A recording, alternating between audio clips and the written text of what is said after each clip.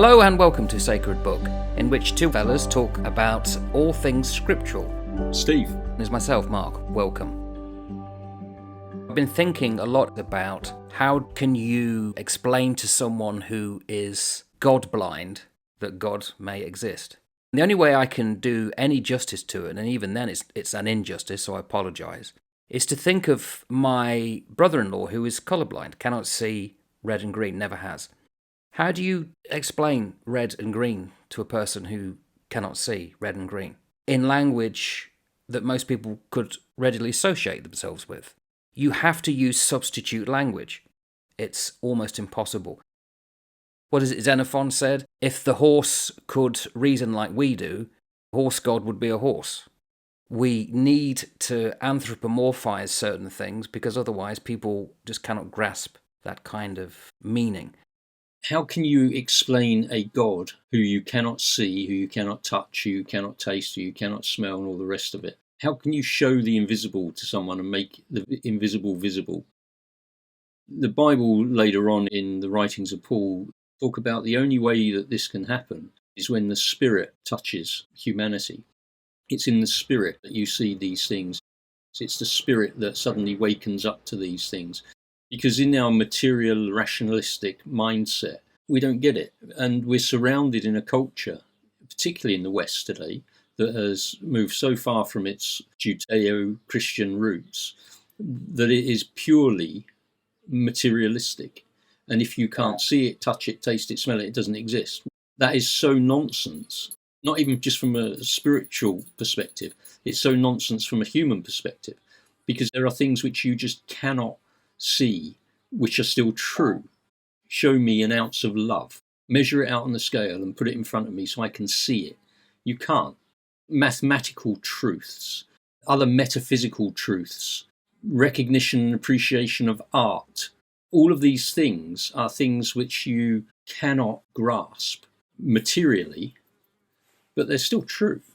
These move beyond the material, but we have almost become blinkered, so narrow-minded. We like to think that we're a real wide-open, wide-minded society, but I don't think that we are. I think that what we've done is we've narrowed our field of view to such an extent that we now focus only on what we can prove scientifically. And then we've moved from that scientific inquiry into something called what I would term scientism, which is a faith position. I now put my faith in science rather than recognizing what science is, which is just the pursuit of knowledge through understanding phenomena, repeatability and experimentation and all of that sort of thing. We've been conned. We've been robbed. In the book of Romans, Paul talks about no one's got an excuse for not believing in God. And I'm going to paraphrase. Just take a look out your window. Look at creation. Look at what's around you. Look at the incredible weave and tapestry of the natural life. You've got no excuse not to believe in God. Creation's going to condemn you, let alone anything else. I think the issue with proving God in the scientific method is that you're trying to use calipers to measure fog. You can't do it, and you're looking in the wrong place using the wrong tool. You will not sense or feel that there is a God out there unless you step out your bubble, unless you are prepared to consider what's in nature, what is beyond, not just yourself. It always tends to be an introspective thing rather than going out. And I don't mean the third dimension, I mean the fifth dimension, the mind. Most people can't prove that they've got a mind, yet we know we have. You can't see it, you can't taste it, feel it, you can't hear it.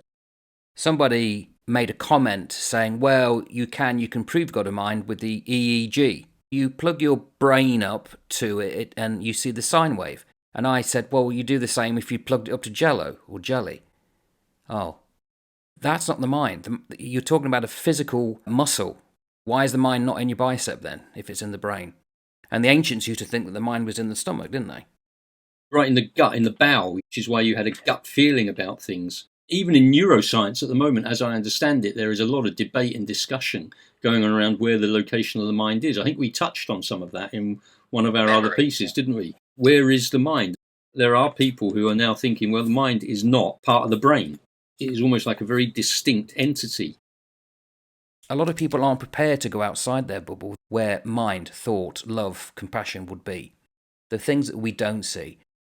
Therefore, they'll deny what is outside there because it's all about themselves, rooted very much in the third dimension. I believe in God, but I'm an atheist. I understand a lot of atheists don't believe there's a God because they refuse to step outside themselves. For numerous reasons, good excuses. Because ultimately, what you realise when you step outside of yourself and go, okay, I'm now going to entertain this, is it will bring you to a point of decision where you then have to make a choice. And it's that point of choice, I think, that many people back off. Because when you choose this, it is going to fundamentally change your life, how you live your life, the pleasures that you have, the vices that you have, that you quietly get on with in the dark. Those areas of your life that are now going to be brought out into light in terms of God having an influence on them. I've always known that there's something bigger out there, but I've always worked on the basis of this is mine, and if there is something out there, well, you can have that much of it, but the rest is mine. And I'm afraid, particularly in the Christian faith, when you do business with God, he says, yeah, actually, that's all mine, and you need to give me all of it. And now you've given me all of it, you're now my bondservant, you're my doulos. I get to call the shots, you don't. And that's a really horrible position, especially if you're someone like me who's stroppy, stubborn, rebellious, pig-headed, all of the above. They're your better traits. You end up in a position where you have to be willing to submit your will to a higher will. And that means what you want takes second place. Now, how countercultural is that? Some people do give themselves to a higher authority, but it's not the higher authority that they should give it to. Because that higher authority will just benefit self normally. This is a giving up of self and saying, okay, well, this is where you want me, this is what I'll do. If I've got to go and sweep forbidden roads for the rest of my life to be in the right position for you to have me in to do what you want to do in my life, then that's your call, you're the boss. And I'll suck it up, buttercup. That's a very difficult position to be in.